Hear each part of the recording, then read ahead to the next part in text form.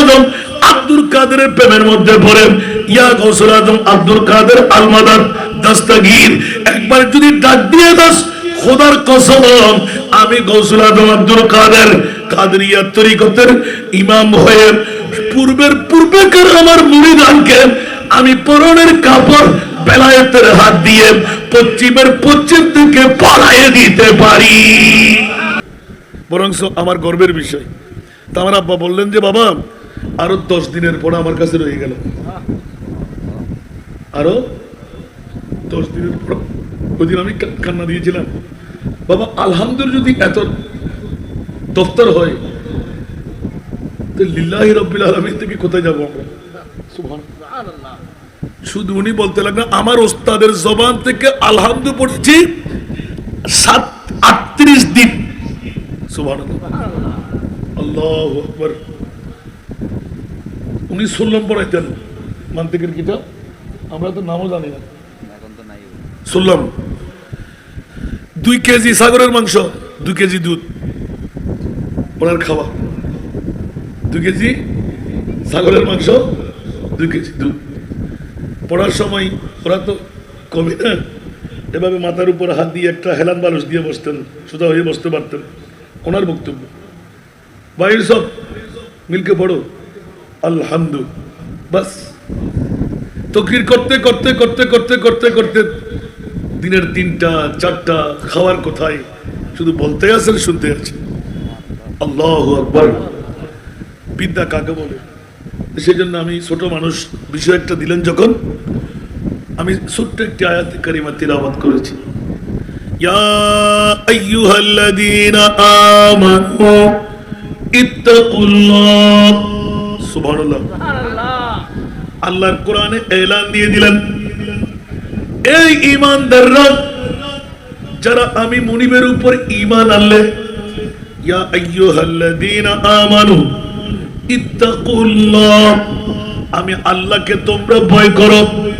এ মুনিব তোমাকে ভয় করি বলে নামাজ আদা করি, রোজা কি, হজ করি, যাকাত দিই।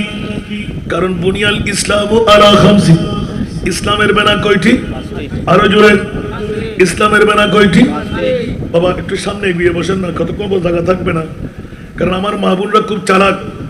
যেই মা বোন মুজাফফরপুরে আজকে পুরুষরা যত সওয়াব নেবেন, কোন মা বোনের মন চাই একজন পুরুষের সমান সওয়াব নয়, ডবল সওয়াব? সুবহানাল্লাহ বলবেন। এই মুজাফফরপুরের মা বোনরা দেখি তো, নিজের স্বামী আছে না নাই? কথা বলতে হবে। আছে না নাই? বাসুর আছে না নাই? দেবর আছে না নাই? সন্তান আছে না নাই? ভাই নাতি, একজন যদি একজন প্রতিনিধি পাঠাইতে পারেন মুজাফফরপুরের জমিনে, স্কুল ময়দানে, তা আপনি মা বোন ঘরে বসে গায়ে মাথায় কাপড় সুপড় দিয়ে যত সওয়াবের মালিক, একজন পুরুষ যাকে পাঠাইলেন সেই যত সওয়াবের মালিক। আপনারটা আপনি পেয়ে গেলেন ঘরে বসে, এখান থেকে যাকে প্রতিনিধি দিলেন এক চুল পরিমাণ কমতি দেওয়া হবে না। আদালু আলা খাইরে কাফাইলি। একটু জোরে বলবেন না সুবহানাল্লাহ। এই ওয়াজ আমার না, আমার মুস্তাফার ওয়াজ। সুতরাং সুন্নিদের জন্য আল্লাহ অনেক রাস্তা বাতলাই রেখেছেন। তারপরেও যদি সুন্নিরা জান্নাতে ঢুকতে না পারে, এটা আল্লাহর কোনো ব্যথা আছে? সুবহানাল্লাহ বলেন না। আমরা সুন্নিরা বড় গর্বিত, বড় কামিয়াব যে আজকে বিষয় এটি দিলেন, এটাও সুন্নিদের জন্য। সুবহানাল্লাহ বলেন না। আসুন জগতের বন্ধুরা, প্রসঙ্গটা নিলাম। পৃথিবীর জগতের মধ্যে আল্লাহর কোরআন বলে দিলেন ইসলামের বেনা হলো 5টি: কালেমা, নামাজ, রোজা, হজ, যাকাত। ঠিক কিনা? আল্লাহ এলান দিলেন, এই মুমিন সম্প্রদায়, আমি আল্লাহর উপর যারা ঈমান আনলে, ইয়া আইয়ুহাল্লাযীনা আমানু ইত্তাকুল্লাহ, আমি আল্লাহকে তোমরা ভয় করো। মাওলারে নামাজ পড়ি, 1 ওয়াক্ত নামাজ কাজা করলে 80 হুব্বা জাহান্নামে জ্বলতে হবে। সেই তো মাওলা তোমার ভয়ে নামাজ আদা করি, তোমার ভয়ে রোজা রাখি, তোমার ভয়ে হজ করি, তোমার ভয়ে যাকাত দিই। মাওলা হয়েই তো গেল ইত্তাকুল্লাহর মুরাদ। এখন আল্লাহ বলতে লাগলেন, নামাজও পড়লেন, রোজাও রাখলেন, হজও করলেন, যাকাতও দিলেন, ইত্তাকুল্লাহর ভিতরে ঢুকে গেলাম। এবার বলতে লাগলেন ওয়াকুনু মা'আস সাদিকিন। উচ্চ আওয়াজ দিয়ে বলুন না সুবহানাল্লাহ। এ আমার বান্দারা যারা মুমিন সম্প্রদায়, তোমরা নামাজ রোজা হজ যাকাতের পরে খবরদার আরেকটি পথ অবলম্বন করো। যারা আমার সাদিকিন বান্দা, আমার নেককার বান্দা, আমার হক বান্দা, আমার বন্ধু যারা, ওদের পদাঙ্ক অনুসরণ করো। ওয়াকুনু মা'আস সাদিকিন। উচ্চ আওয়াজ দিয়ে বলবেন না সুবহানাল্লাহ। অনেক তরিকতের মাশায়েখদের নয়, জমহুর উলামার একমত ওয়াকুনু মা'আস সাদিকিন মানে আল্লাহর মকবুল বাড়ি তরিকায়ে কাদরিয়া, চিশতিয়া, নকশবন্দিয়া, মুজাদ্দিদিয়া, ফয়েজিয়া, কলন্দরিয়া, সাবিরিয়া, মেজবান্ডারিয়া আছে না নাই? আরো জোরে বলতে হবে। এই তরিকতের পথটা আল্লাহর কোরআন থেকে বের করলেন গৌসুল আজম পীরানে পীর দস্তগীর হযরতে খাজা গরিবে নওয়াজ। পৃথিবীর জগতের মধ্যে অসংখ্য ওলিয়াল্লাহ আছে না নাই? তোমরা আল্লাহর মকবুল বান্দা জানো, আমার মুনিবকে রাজি করে নিয়েছেন কোন পথের প্রতীক হয়ে, সেই পথ তোমরা অবলম্বন করো। যেমনি ভাবে সূরাতুল ফাতিহা শরীফের মধ্যে ইহদিনাস সিরাতাল মুস্তাকিম, তাফসীরুল কোরআন বিল কোরআন, ইহদিনাস সিরাতাল মুস্তাকিম সিরাতাল লাযীনা আনআমতা আলাইহিম গায়রিল মাগদুবি আলাইহিম ওয়ালাদ-দাল্লিন। উচ্চ আওয়াজ দিয়ে বলুন না সুবহানাল্লাহ। মাওলা আমাদেরকে সঠিক পথ দেখাও, সরল পথ দেখাও, সোজা পথ দেখাও। ইহদিনাস সিরাতাল মুস্তাকিম। মাওলা রে, সঠিক পথ কোনটি, সরল পথ কোনটি, সোজা পথ কোনটি আমরা জানি না, আমরা বুঝি না। আমার আল্লাহ বলতে লাগলেন বান্দা তোরা বুঝবি না, আমি মুনিব ভালো করে জানি। সিরাতাল লাযীনা আনআমতা আলাইহিম, যারাও সে পথে, যে পথে তোমার প্রিয়জন গেছে চলি। উচ্চ আওয়াজ দিয়ে বলবেন না সুবহানাল্লাহ। ইয়া বারিরা, ওই পথ আমাদেরকে দাও যে পথের মধ্যে আমার গৌসুল আজম পীরানে পীর দস্তগীর। উচ্চ আওয়াজ দিয়ে বলবেন না সুবহানাল্লাহ। কোন পথের পথিক? যেই পথে আমার খাজা গরিবে নওয়াজ। কোন পথের পথিক? যেই পথের মধ্যে আমার শাহিন শাহী শ্রীকোট। কোন পথের পথিক? যেই পথের মধ্যে গৌসে জামান আজিজুল হক আল কাদরি রহমাতুল্লাহ আলাইহি। কোন পথের পথিক? আমার গৌসুল আজম মেজবান্ডারি যে পথের পথিক। উচ্চ আওয়াজ দিয়ে না সুবহানাল্লাহ। সেই জন্য বন্ধুরা, বাবারা, ভাইরা আমার, আল্লাহর কোরআন নামাজের মামলায়, রোজার মামলায়, হজ্জের মামলায়, যাকাতের মামলায় আলা ব্যবহার করে নাই, কিন্তু ওই আল্লাহর মামলা যখন আসতো আলা। উচ্চ আওয়াজ দিয়ে বলুন না সুবহানাল্লাহ। মাওলা খবরদারি, এই তম্বিটা দেওয়া দরকার ছিল নামাজের আগে, রোজার আগে, হজ্জের আগে, যাকাতের আগে। মাওলা ওই আল্লাহর মামলা, এটা কোন ইবাদতের মামলা না। বলে যে না না না, আমি আল্লাহ, তোমরা বুঝবে না। একটু সরল প্রাণ মুসলমানদেরকে, ইমানদারদেরকে বুঝাই দিচ্ছি। মাওলা কি বলে যে ঈমান রক্ষা করার জন্য একটি বড় অস্ত্রের প্রয়োজন। উচ্চ আওয়াজ দিয়ে বলবেন না সুবহানাল্লাহ। কারণ ঈমান হলো বড় দামি সম্পদ। ঈমান কি সম্পদ? আরো জোরে বলতে হবে। ঈমানের চেয়ে বড় দামি আর কিছু আছে? ঈমান কি বড় সম্পদ। এই ঈমান যদি রক্ষা করতে হয়, তাহলে একমাত্র রক্ষাকারী আল্লাহর মকবুল বান্দা। উচ্চ আওয়াজ দিয়ে বলুন না সুবহানাল্লাহ। যেমনি ভাবে আমার গৌসুল আজম পীরানে পীর দস্তগীরের কাদরিয়া তরিকতের মধ্যে অনেক মাশায়েখরা যুদ্ধ যখন শুরু হয়ে যায়, ইয়া গৌসুল আজম আল মাদাদ, আমার গৌস পাক এলান দিয়ে দিলেন, লাউ ইনকাশাফাত আওরাতু মুরিদিন বিল মাশরিকি ওয়া আনা বিল মাগরিবি। তরিকতের পদাঙ্ক অনুসরণ কেন করব? আমি যদি পশ্চিমের গৌসুল আজম আব্দুল কাদের, আমার মুরিদার ভক্ত যদি মুজাফফরপুরের জমিনের পূর্বের আমি গৌস পাক এলান দিলাম, যদি হাত করাই লেগে যায়, পুলিশ এসে, আর্মি এসে, ফৌজ এসে আপনাকে বন্দী করে ফেললো, পরনের কাপড় খুলে যাচ্ছে, পড়ার ক্ষমতা আপনার কাছে নাই। লাউ ইনকাশাফাত, লাউ হরফে শর্ত, লাউ ইনকাশাফাত আওরাতু মুরিদি বিল মাশরিকি, পূর্বের আমি গৌসুল আজম যদি পশ্চিমের বন্ধুরে, একবার যদি আমি গৌসুল আজম আব্দুল কাদেরের প্রেমের মধ্যে পড়ে, ইয়া গৌসুল আজম আব্দুল কাদের আল মাদাদ দস্তগীর, একবার একবার যদি ডাক দিয়ে দাস, খোদার কসম আমি গৌসুল আজম আব্দুল কাদের কাদরিয়া তরিকতের ইমাম হয়ে পূর্বেকার আমার মুরিদানকে আমি পরনের কাপড় বেলায়েতের হাত দিয়ে পশ্চিম দিকে পালাইয়ে দিতে পারি। উচ্চ আওয়াজ দিয়ে বলবেন না সুবহানাল্লাহ।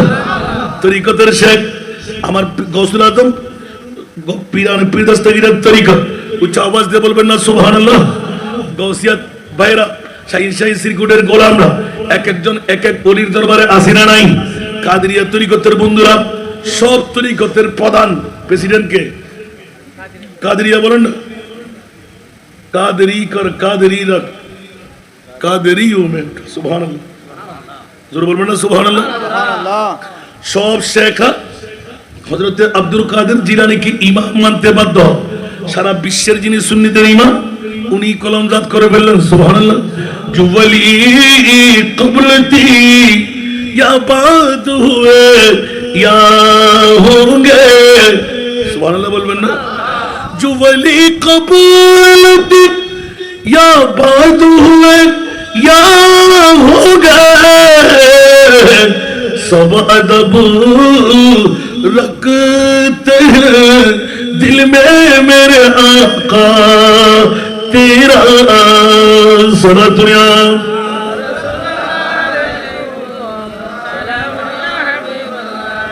तो हुसैनी हसनी क्यों न मोहिउद्दी हो, सुभान अल्लाह।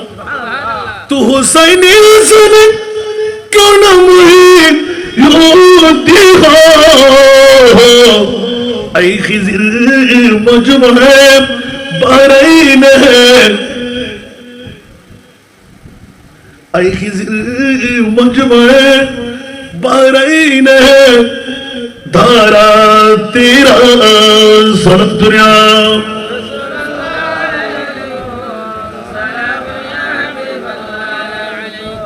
इमाम आला हजरत अजीमुल बरकत इमाम इश्क मोहब्बत सारा विश्व के ताकाई दिलेन। गौसुल आजम पीर दस्तगीर স্বাভাবিক কোন জাত নয়, যিনি পৃথিবীর জগতে আসার আগে আরমে আরওয়ার জগৎ থেকে বেলায়েতের পাওয়ার নিয়ে এসেছেন। জোরে বলুন সুবহানাল্লাহ। আমার বিষয় হলো গৌসে পাকের তরিকত, সুবহানাল্লাহ বলবেন না? শুনতে কি রাজি? আরো জোরে শুনতে কি রাজি? অনেক সময় আমার ইউটিউব সার্চ করলে পেয়ে যাবেন 1954 সন, সরাসরি 1954 সন। পত্রিকার নাম হলো দিল্লির আস্তানা। পত্রিকার নাম কি? কথা বলতে হবে। দিল্লির আস্তানা। এই পত্রিকার মধ্যে গিয়ারবি শরীফের ঝুলন্ত ফজিলত, গিয়ারবি শরীফের ঝুলন্ত ফজিলত হিটিং দিয়ে একটা বড় গৌসে পাকের শান বের হলো, সুবহানাল্লাহ। কত সনে? 1954 সনে, সুবহানাল্লাহ বলেন না। গৌসে পাকের তারিফ আর প্রশংসা, তরিকতের গুরুত্বের মামলা। আরো পিছিয়ে যাবো ইনশাআল্লাহ। সরাসরি বুঝে আসার জন্য এলান দিয়ে রাখতে হয়। বন্ধুরা, মুসলমানের বাড়ি হিন্দুর বাড়ি পাশাপাশি থাকে কি থাকে না? কথা বলতে হবে। একটা গড়হাই ছোট্ট সুদিন মাস আসলে শুকিয়ে যায়। বন্ধুরা, বাবারা, ভাইরা, হিন্দুর বিবি অনেক দূর থেকে আগত, তার মানে জাতে জাত নাতে নাত আসে না নাই? হিন্দুর ঘর, ওদের একটা জাতে জাত মিলতে হয়। ব্রাহ্মণ না মিলাই দেবে, সেই যদি ইন্ডিয়া হয়, সেই যদি অন্য কোনো মুলুকে হয়, ওখান থেকে নিয়ে আসতে হবে। বন্ধুরা, বছরে একবার বাবার বাড়ির স্মরণ পড়লে চলে যায়, কিন্তু প্রতি মাসের মধ্যে মুসলমানের ঘর মুজফ্ফরপুরের গৌসে পাকের অনেক পাগলা আছে না নাই? প্রতি মাসের মধ্যে গিয়ারবি শরীফ পড়ে। 10 তারিখ দিন গুজাস্তা রাত গিয়ারবি শরীফ তেলাওয়াত হয়। এখানে কসিদা শরীফের আলোচনা হয়। হঠাৎ করে ওই মেয়ে কোন সন্তান হচ্ছিল না, মনে মনে স্বামীর কাছে এলান দিলেন। স্বামীজি দুইজনেই বড় বাজারের মধ্যে ব্যবসায়ী। আজকে মুসলমানদের গিয়ারবি শরীফ হবে হুজুর গৌসুল আজম আব্দুল কাদের জিলানীর স্মরণে। আজকে এক কাজ করব, ব্যবসা গোছায় নেব, সিয়াম করেন, আমরা স্বামী স্ত্রী দুইজন গোসল করে বসে যাব। স্বামী বলে যে মুসলমানদের ব্যাপার, গিয়ারবি শরীফ, আব্দুল কাদের জিলানী, এগুলো কি আবার? তুমি বসলে বসো না। বলে যে তাড়াতাড়ি করো। আচ্ছা ঠিক আছে চলো। বিবির আবদার রক্ষা করলেন, ব্যবসা বাণিজ্য গোছা, কিছু মিঠাই নিলেন পাতিলের মধ্যে। আগের যুগে পাতিলের মধ্যে, অনেক সময় আমাদের যুগে অনেক দেখেছি মেহেদি রজনীর মধ্যে পাতিল টুস করে ভেঙে দিত, তলে পত্রিকা বিছাই দিত, ওখান থেকে নিয়ে নিয়ে খাওয়া হতো, ঠিক না? পাতিল ভেঙে নিত। বন্ধুরা পাতিলের মধ্যে করে কিছু মিঠাই নিলাম, জিলাপি। মুসলমানের ঘরে গিয়ে বলতে এগুলো আমরা হিন্দু ধর্ম অবলম্বী, তোমাদের আজকে গিয়ারবি শরীফ, আমাদের একটু নাস্তা মন রক্ষার জন্য নিলেন, পাশে রেখে দিলেন। বন্ধুরা মেয়ে বলতে লাগলেন স্বামীজি আজকে কি করব? আপনার ঘুম আসতে ঘুমিয়ে যান, আমাকে একটু মুক্তি দিন। গৌসে পাক পিরানো পীরদস্তা গেলেন, গিয়ারবি শরীফ হবে, আমি একটু মুসলমানদের গিয়ারবি শরীফ শুনবো।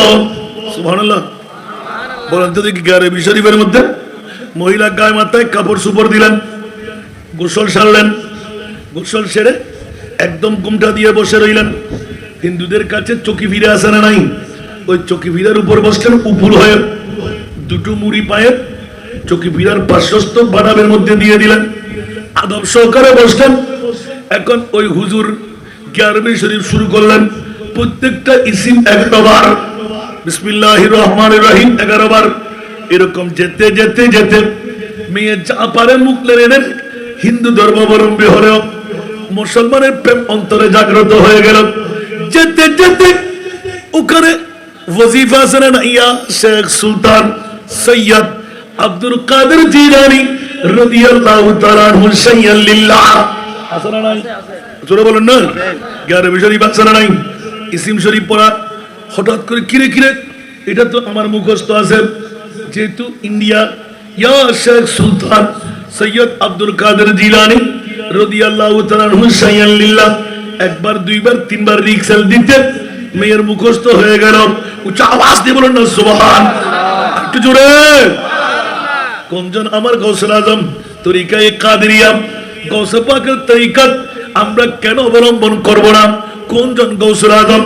যে গৌসুল আজম মশলা চেঞ্জ করতে চাইলেন কাবা শরীফের মধ্যে, আমার ইমামে আজম আবু হানিফা রাদিয়াল্লাহু তাআলা আনহুর মুসল্লি দেখে আমার আব্দুল কাদের জিলানী ইমামুল আউলিয়া রাদিয়াল্লাহু তাআলা মনে মনে কিন করলেন, আমি এখন ইমামে আহমদ ইবনে হাম্বলের মাযহাবের অনুসরণ করব না, ইমামে আজমের মাযহাবের অনুসরণ করব।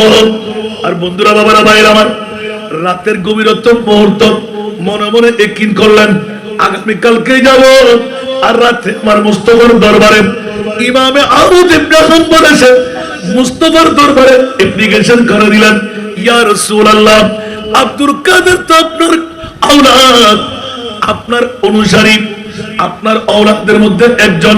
ইয়া রাসূলুল্লাহ, হাজার হাজার লক্ষ লক্ষ মুসল্লি আমার লাগবে না, মুকাল্লিদ আমার লাগবে না।